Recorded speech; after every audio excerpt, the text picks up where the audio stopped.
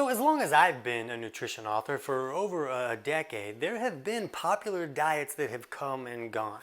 And the one thing that's consistent with all of these diets is that somebody is going to become psycho about it. And they're going to look at it as some type of like diet religion. And they're going to stand on their soapbox and tell us how stupid we all are and how this is the best diet that's ever been and we should all be using this diet and everybody that's doing anything else is just wrong and dumb.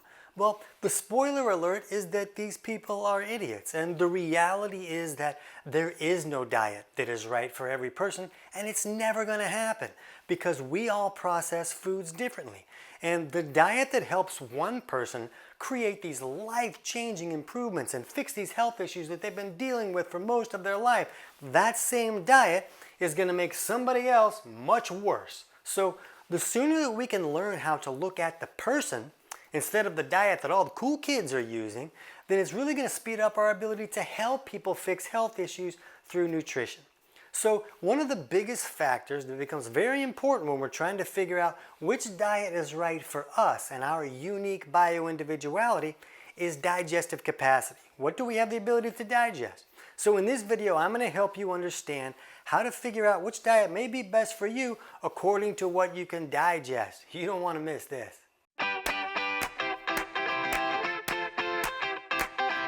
TC Hale is not a doctor and does not claim to be a doctor or licensed in any type of medical field. Don't be an idiot and use anything heard on the show as medical advice. This information should be used for educational purposes only, and you should contact your doctor for any medical advice. Now get off me. So when someone wants to learn how to create the best diet for their unique body chemistry, in my book, Kick Your Fat in the Nuts, I teach people how to run simple self-tests at home to look at their body chemistry and to learn even some specific foods that can help them improve imbalances that may be creating health issues for them.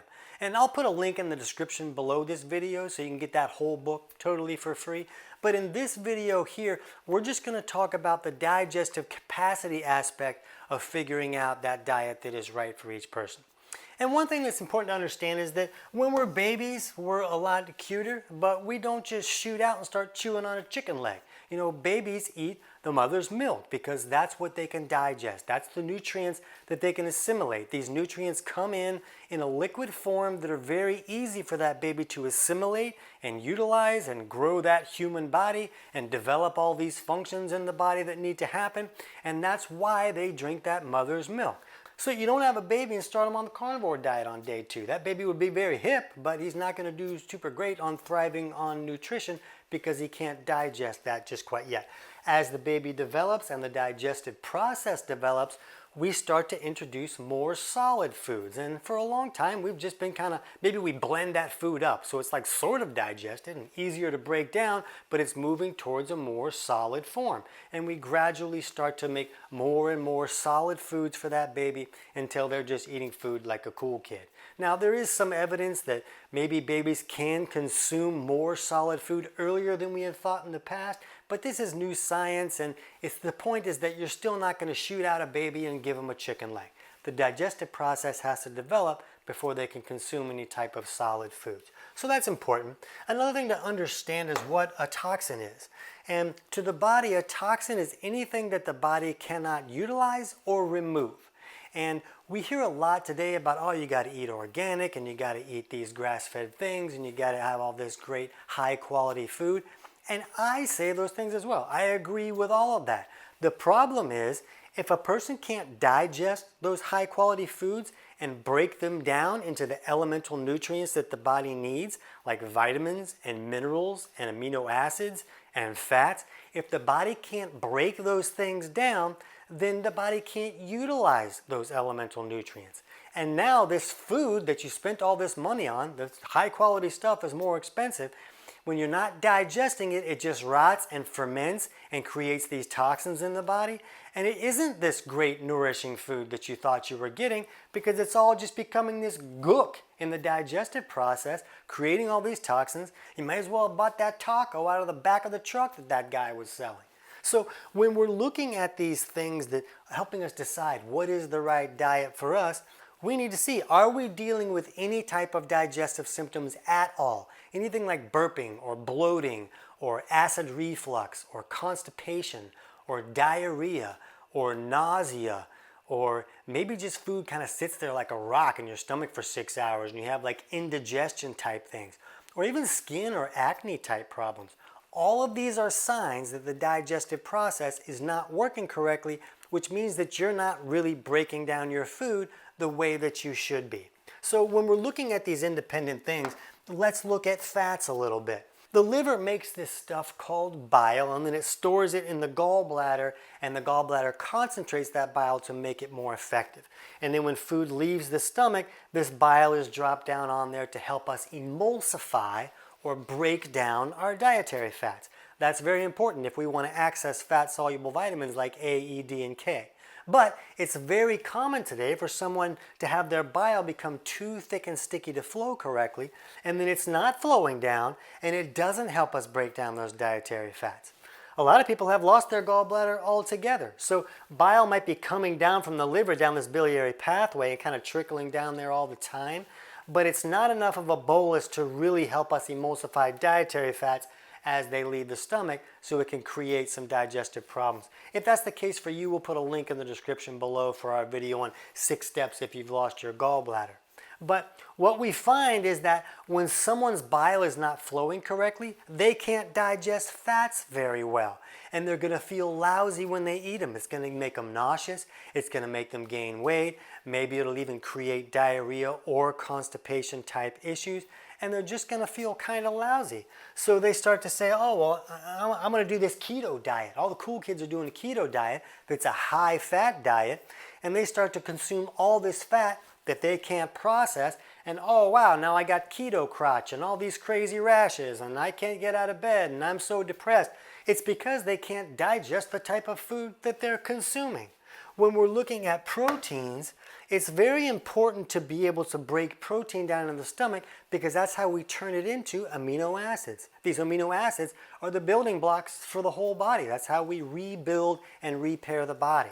But it's very common for someone not to be making enough stomach acid for a wide variety of reasons. And when there's not enough stomach acid to break that protein down, well, now that protein has to break down by process of like rotting or fermenting. And that creates all these toxins and junk and all these gases that create this expansion in the stomach or the small intestine and create all these bloating factors. And so the person eats protein, and I had a steak, I'm like, well, I felt lousy. I'm not going to do that again. I'm going to go more towards these carbohydrates where I feel better when I consume those.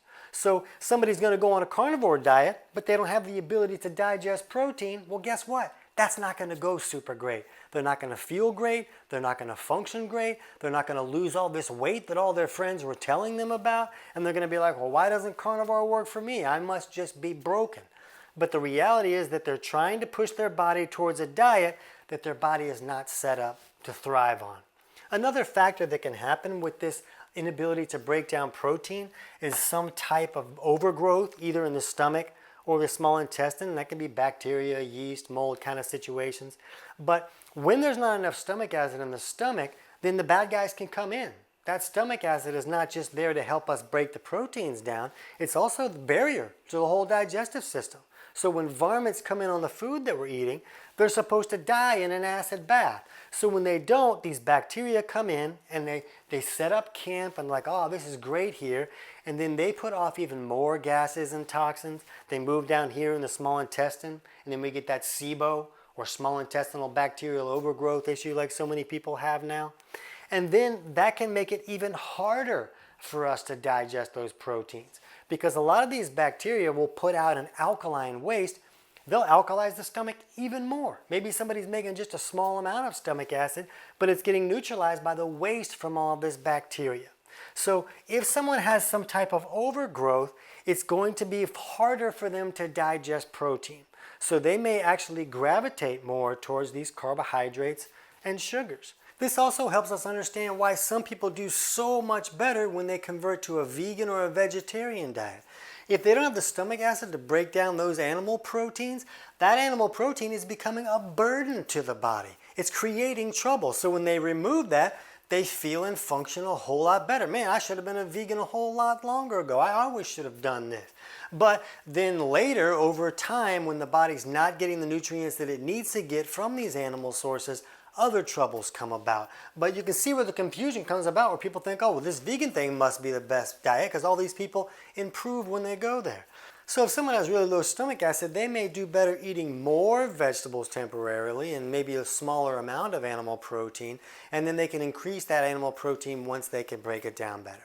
But then maybe if somebody has an overgrowth problem down here, they may see a lot more trouble from vegetable fibers that go down. You know, vegetables are usually easier to digest, but if there's troubles down here that are creating trouble when they're trying to break those fibers down, a person might feel a whole lot better when they do a carnivore diet. Are you starting to understand why there's so much confusion about what the best diet is?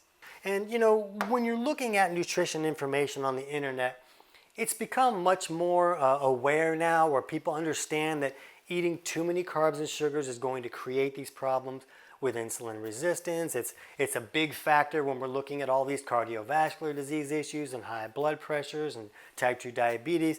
Like, more and more people are understanding this now. But when they go on this thing like, oh man, my doctor told me I should remove all these carbohydrates, or my dietitian said I need to go on a low carb diet, but they don't have the ability to process fats or protein, well, you're asking them to starve. You just took away their only fuel source.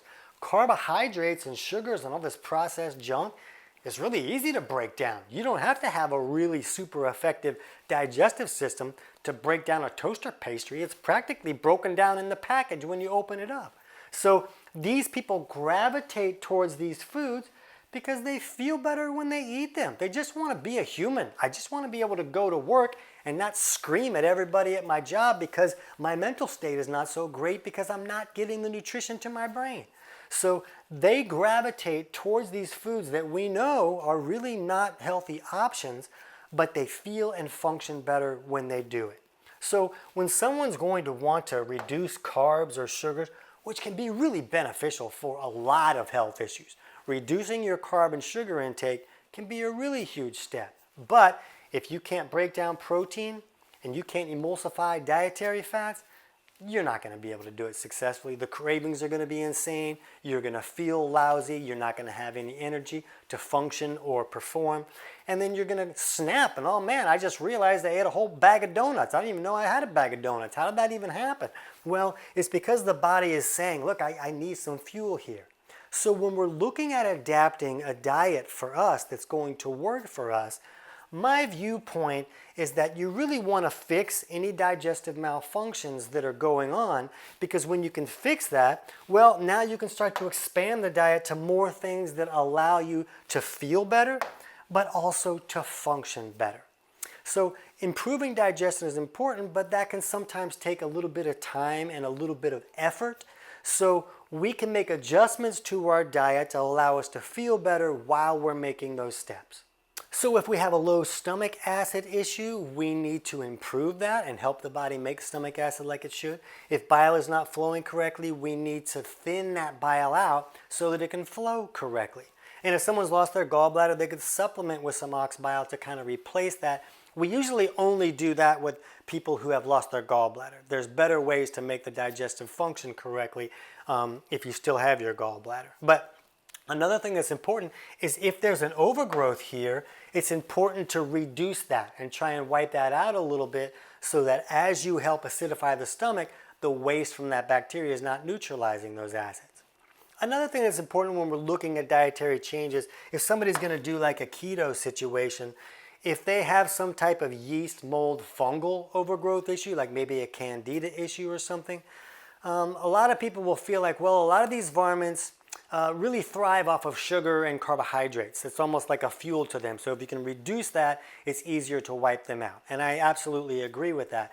But if that overgrowth is a yeast, mold, or fungal type issue, they can really feed on ketones. So we see a lot of people that'll adapt a ketogenic diet to try to fix this overgrowth issue, and they become a whole lot worse because they move into a state of ketosis where the body's making all these ketones, and it's just like a buffet to these types of organisms. So we want to understand what may be going on before we try and do some type of keto diet. Or if you start a keto diet and you feel much worse, this could be one of the possible reasons.